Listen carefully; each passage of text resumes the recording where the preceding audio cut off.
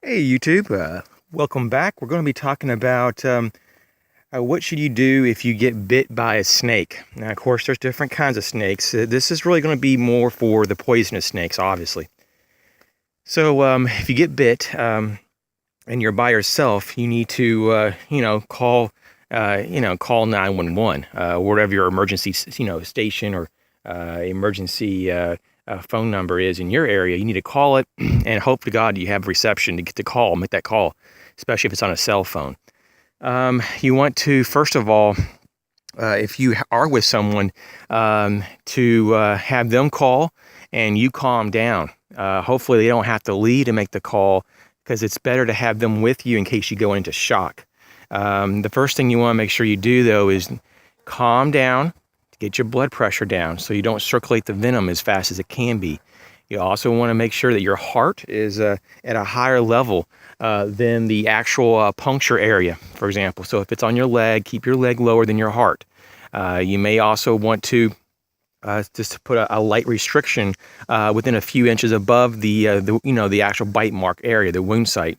That's kind of up to you, but it's kind of it's recommended by some people to do that. Not a tourniquet full on, but just a constriction of blood, just a little bit, just to kind of keep and minimize the trickling of the venom into your body. There is a possibility that you could go into shock, and if that happens, you could go unconscious, you could actually pass out, and you could even stop breathing. That's why it's good to have someone with you and not leave you, because if you go into shock, you need someone there to bring you back. It's not really that funny at all, but these things are hard to talk about.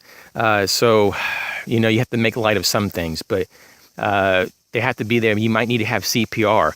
But the good news is that most people, when they're bit, they don't die. It's very rare, actually, extremely rare in some cases for this to happen in most parts of the world. But in the United States, though, it's definitely pretty rare.